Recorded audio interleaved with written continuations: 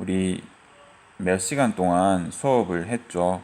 수업을 했는데 직접 교과서를 보지 않다 보니까 여러분들이 정리를 조금 힘들어하고 교과서를 어떻게 보는지 잘 몰라서 우리 같이 교과서를 보는 시간을 갖겠습니다. 그리고 3반, 4반이 수업이 빠른 편이어서 1반, 2반에 맞추도록 좀 진도를 조금씩 조절하겠습니다. 오늘은 이 수업은 1, 2, 3, 4반 모두가 듣는 수업이니까 잘 집중해 주십시오. 생명체 주요 구성 물질, 생명체 구성 물질의 형성에 대해서 우리가 학습을 했었습니다.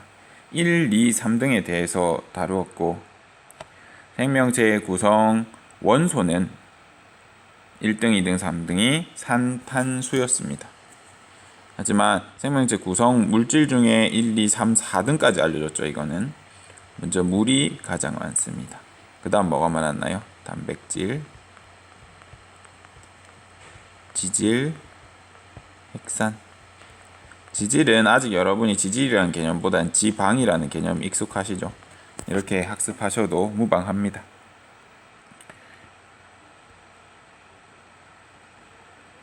지금 이 그림은 뭐냐면 단백질이 어떻게 만들어지느냐에 따라서 어떻게 만들어지는지를 우리가 이해하려고 했던 건데, 선생님이 그때 뭐 동그라미, 네모, 세모, 별표 이 네 가지 모양 가지고 어떻게 배열하고 조합하는지 따라서 완전 다른 형태가 나온다고 했죠.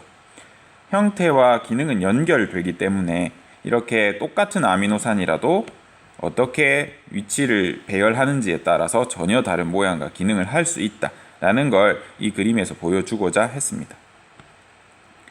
그리고 여러분이 항상 여기를 좀 주목하셔야 합니다. 학습 목표. 결국 우리가 이 단원에서 무엇을 알고 싶은지, 무엇을 알아야 하는지를 결국 학습 목표에서 이야기하고 있기 때문에 이것을 항상 이해하고 있어야 해요. 넘어가겠습니다. 생명체의 구성물질. 생명체의 구성물질은 이런 것들의 원소로 되어 있고, 우리는 산소, 탄소,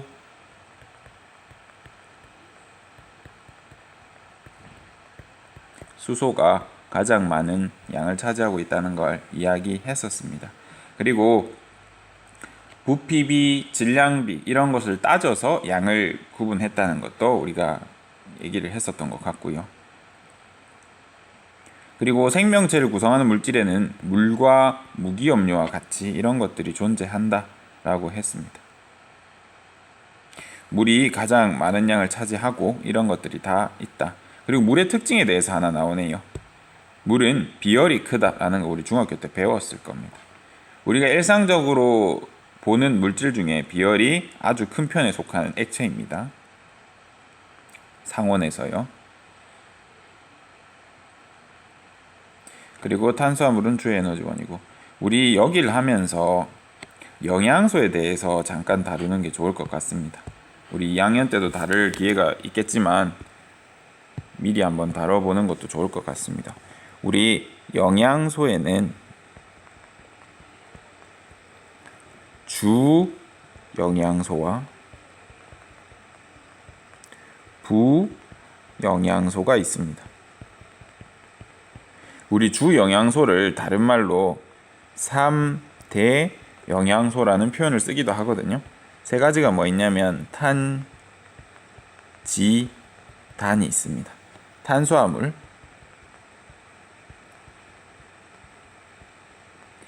지방 또는 지질, 그리고 단백질이 존재하고요.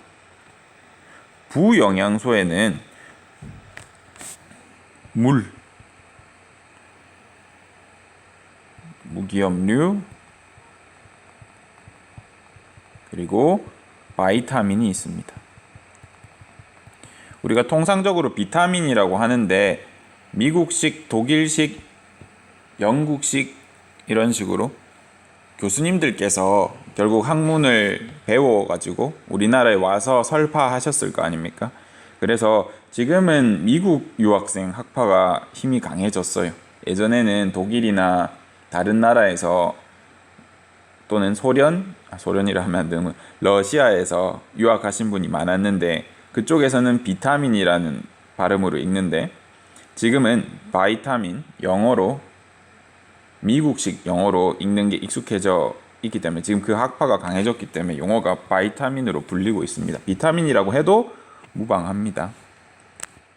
그래서 탄수화물은 구성 원소가 탄소, 수소, 산소, 지방도 탄소, 수소, 산소, 단백질은 탄소, 수소, 산소, 질소까지 있다고 했죠. 물은 H2O고 무기업류는 뭐 칼슘이라든지 칼륨이라든지 나트륨이라든지 이런 원소들, 이런 것들 물에 잘 녹는 전해질류들이 대부분 무기업류고 바이타민은 비타민 A, B, 뭐 B1, B2, A1, A2 이런 거 있습니다. 무시하고 C, D, E, K 뭐 많은데 우리가 주로 배울 건 요 5가지, 6가지 정도가 아마 우리가 배우는 비타민의 대부분일 것입니다.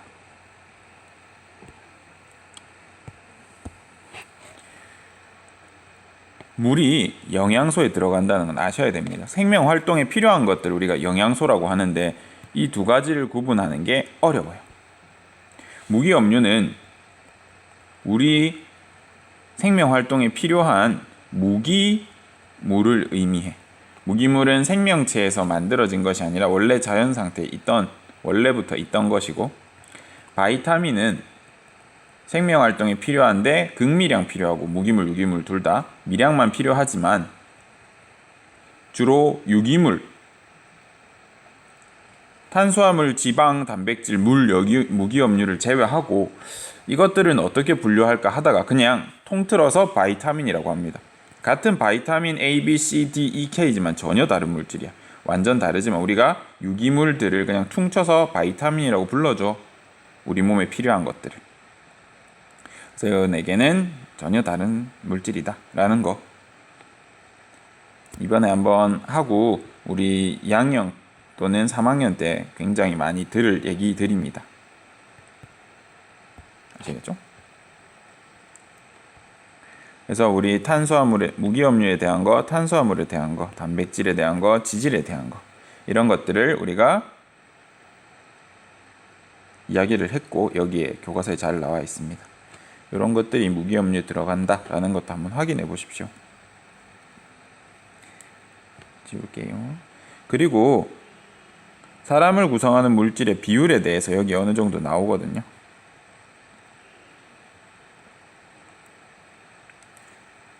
그죠? 우리가 배운 대로 이런 순서대로 양이 많다라는 거 보시면 D페이지에 넘어가면 우리 단위체에 대한 이야기가 나옵니다. 단위체라는 건 가장 기본 단위가 되는 것을 말해요. 예를 들면 우리 녹말은 수십 개의 포도당과 같은 당들이 모여서 이루어져 있어요. 그래서 녹말의 단위체가 뭐냐라고 물어보면 녹말의 단위체는 포도당이다 라고 해주면 돼요. 녹말을 이루는 가장 기본 구성 물질이 포도당이기 때문이죠. 이럴 때 우리는 단위체라는 표현을 씁니다. 또 다른 예시를 들게요. 단백질은 무엇으로 이루어져 있다고 우리가 학습했죠? 아미노산으로. 그죠? 아미노산이 모여서 되었죠. 그럼 이때 단백질의 기본 단위체는 뭔가요? 라고 물으면 아미노산이다 라고 답하면 되고요. 지질은 무엇이 모여있냐면 글리세롤 또는 글리세리드, 오늘은 글리세리드로 표기하겠습니다. 글리세리드와 지방산이라는 물질 2개가 모여서 지방을 이루고 있거든요. 그러면 지질의 단위체는 뭡니까 하면 글리세리드와 지방산입니다 라고 답하면 됩니다. 그래서 생명을 구성하는 단백질과 핵산은 단위체가 반복적으로 형성이 되는데 우리 핵산의 단위체는 뭐라고 해주면 될까요? 가장 기본이 되는 거. 예전에 학습했었는데 뉴클레오타이드가 가장 기본이 되는 물질이 되겠습니다. 뒤에서 다시 학습을 할게요. 단백질은 어떻게 사용되고 단백질에 대한 이런 것들이 나오죠. 그리고 우리는 펩타이드 결합이라는 것에 대해서도 배웠어요. 아미노산이 물이 한 문자 빠져나가면서 이렇게 서로 결합을 이루고 아미노산을 하나하나 세는 단위가 펩타이드였기 때문에 펩타이드끼리 연결된다라고 해서 펩타이드 결합이라고 하고, 이 펩타이드 결합은 물이 빠져나가면서 축합되는 과정이라서 탈수 축합 반응의 일종이다 라는 이야기도 했습니다. 선생님, 물이 빠져나가면서 축합이 일어나니까 탈수 축합이라고 부른다고 했지요. 네, 맞습니다. 그러면 만약 포도당끼리 연결이 될 때요, 물이 빠져나가면서 포도당이 두 개가 연결되면, 이러면 얘도 물이 빠져나가면서 포도당이 연결됐으니까 탈수 축합 반응인가요? 그렇게 불러줄 수 있어. 물이 빠져나가면서 생성되는 모든 결합은 탈수 축합이라고 할 수 있습니다. 그래서 탈수 축합 반응에는 펩타이드 결합만 있는 것이 아니다 라는 것을 알아두시고, 그 다음 우리 폴리라는 단어. 폴리는 우리 생명과학에서 여러 개, 화학에서 여러 개란 뜻이 있다고 했죠. 10개 이상을 보통 의미합니다. 그래서 올라가 보면 녹말은 포도당이 정말 수백 개, 수만 개가 모여서 만들어지기 때문에 얘는 폴리포도당이라고 해도 무방합니다. 단백질은 폴리아미노산, 폴리펩타이드라고 해도 무방합니다. 이런 것처럼 이 의미를 알고 가보자 라는 겁니다.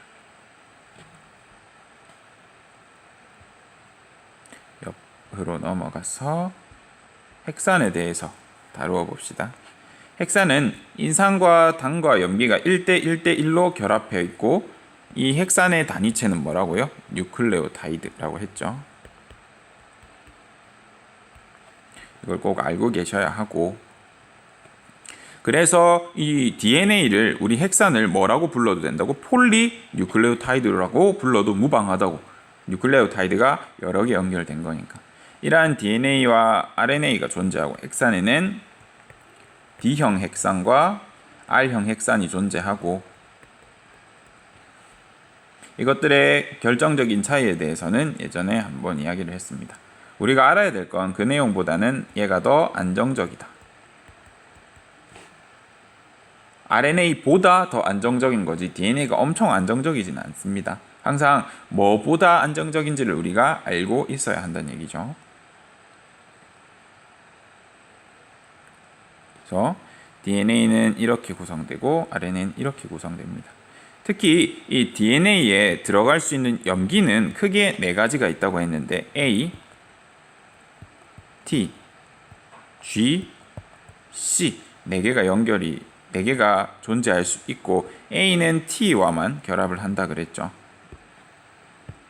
A는 T와만 결합할 수 있고 G는 C와만 결합할 수 있기 때문에 우리가 예를 들어서 한쪽 가닥인 G가 사라진다고 해도 C를 통해서 반대쪽이 G였구나 라고 하면서 DNA를 복구할 수도 있다 라는 장점이 있었죠.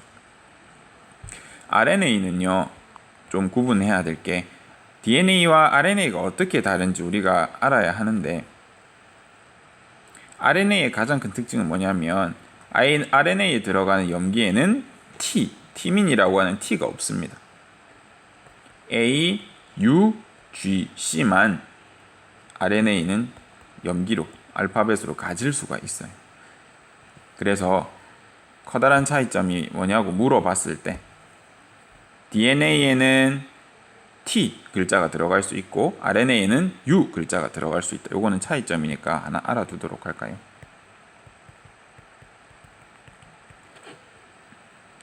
그 다음 DNA를 구성하는 뉴클레오타이드의 당은 디옥시리보스고 RNA는 안 나오네. RNA 뒷페이지에 있나 봐요. 여기서 우리 디옥시리보스를 줄여서 디옥시리보스 뉴클레익 애시드 라지 D를 줄여서 우리가 DNA라고 부르거든요. DNA. 우리가 그 고름자는 이야기를 통해서 DNA의 맛을 본 사람에 대해서 얘기를 잠깐 했었죠. 기억이 나는지 모르겠네.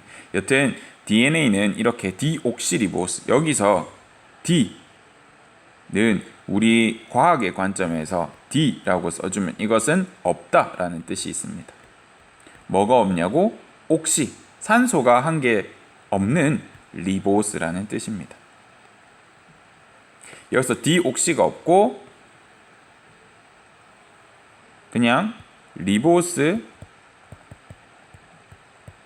뉴클레익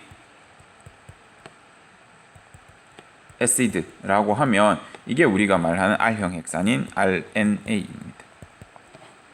RNA에서 단지 산소가 하나 없다는 뜻이 이름에 포함이 되어 있습니다. 이 차이로 산소가 하나가 없는 것의 차이로 RNA보다는 DNA가 더 안정적인 물질이 됩니다. 68페이지를 보면요. 아까 말씀드렸듯이 DNA의 단위체가 뉴클레오타이드다 라는 거. 이렇게 우리가 모형을 통해서 실험을 할 수도 있습니다. 교과서 뒷페이지에 있거든요. 이와 같이 이런 단위체의 조합으로 정말 다양한 복잡한 생명 현상을 만들 수 있고, 단지 이 네 글자에 우리의 모든 정보를 담을 수 있다는 건 정말 놀라운 사실이었다라는 걸 우리가 학습했죠.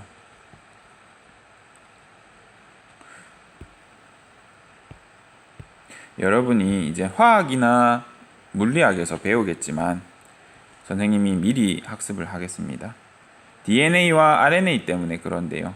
DNA, RNA 이 두 개의 궁극적인 차이는 뭐밖에 없다고요? 산소가 하나 더 있는가 없는가예요. RNA에 산소가 하나 더 있어요. 그 차이 때문에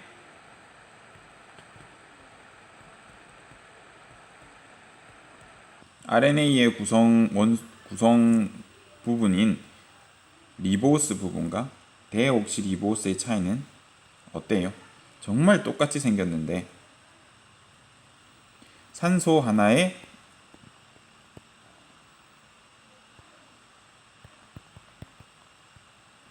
유무가 이렇게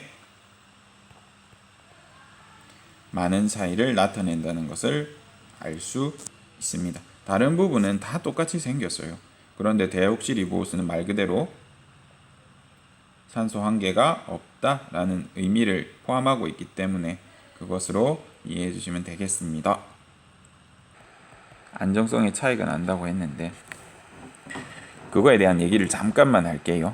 산소는 반응성이